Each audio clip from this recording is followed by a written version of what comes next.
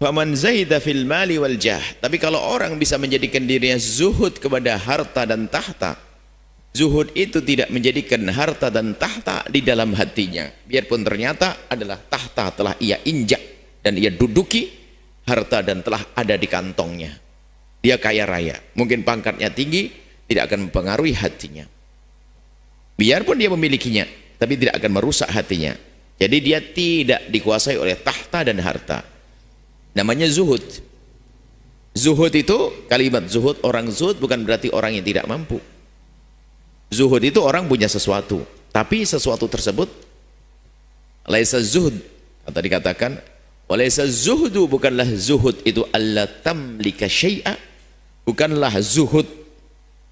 Zuhud itu orang tidak cinta dunia. Sanjungan bagi orang ahli akhirat adalah disebut seorang zahid, orang zuhud yang tidak tertipu, terpedaya, terpesona dengan dunia, biarpun dia kaya raya. Makanya walaisa zuhdu alla tamlika syai'a, bukanlah zuhud itu engkau tidak memiliki sesuatu, walakinna zuhud, akan tapi zuhud alla yamlikaka syai'u, akan tapi zuhud itu adalah bagaimana engkau tidak dikuasai oleh apapun daripada dunia dan tahta.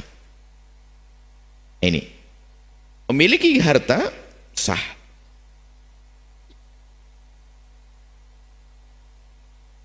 Sufyan Ats-Tsauri adalah orang yang termasuk golongan orang yang punya kekayaan. Tapi dia punya niat yang benar. Dikatakan Imam Hasan adalah Imam Hasan bin Ali dengan gaya kayanya. Kudanya bagus, bajunya bagus dan sebagainya. Tapi tidak memanfaatkan itu semuanya untuk memperkaya dirinya atau menggedekan kesombongannya.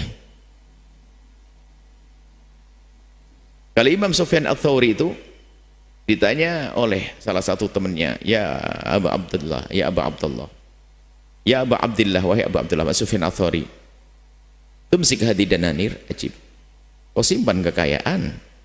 Seorang imam ahli tasawuf, ahli zuhud, ahli akhirat, bagaimana kok punya kekayaan seperti itu ente?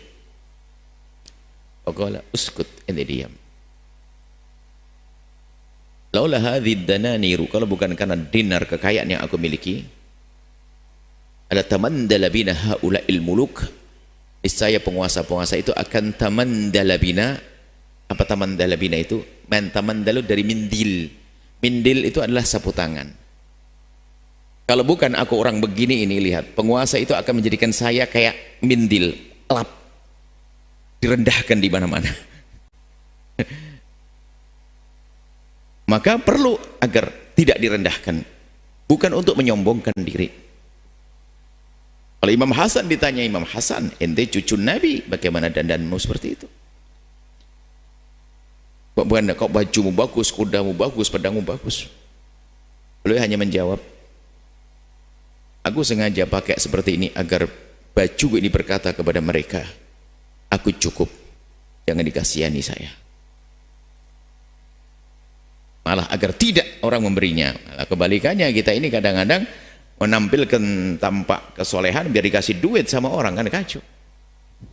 Bahkan ustadz disetting gaya mahal biar nanti dikasih duit banyak, nginapnya di hotel mewah, diundang pengajian, mohon maaf, nanti setelah itu ngomong, Pak Haji, Masya Allah, di sini masih ada ya hotel harga 7 juta, ngapain cerita, biar dibayar itu sebetulnya.